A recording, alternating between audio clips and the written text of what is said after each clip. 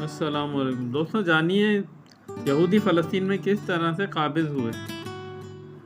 Number 1، ابتدائی پس منظر قدیم زمانے میں یہودی فلسطین، جسے اس وقت کنعان کہا جاتا تھا، میں آباد تھے۔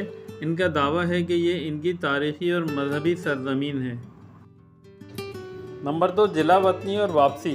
مختلف ادوار میں یہودی کو وہاں سے جلا وطن کیا گیا، خاص طور پر رومی سلطنت کے دور میں بعد ازاں یہودی دنیا کے مختلف حصوں میں پھیل گئے۔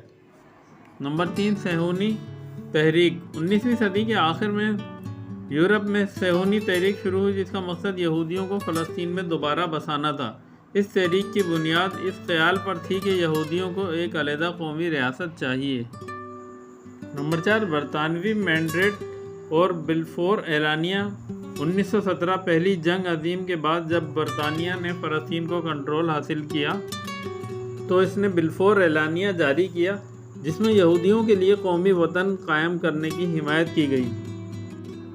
یہودی ہجرت۔ 1920 کی دہائی سے لے کر 1948 تک لاکھوں یہودی، خاص طور پر یورپ سے مظالم کے بعد، فلسطین میں آ کر آباد ہونے لگے۔ اسرائیل کا قیام۔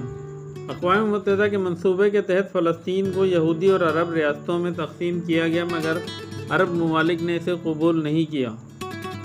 اسی سال اسرائیل وجود میں آیا اور پہلی عرب اسرائیل جنگ ہوئی، جس کے بعد بڑی تعداد میں فلسطینی بے دخل ہو گئے۔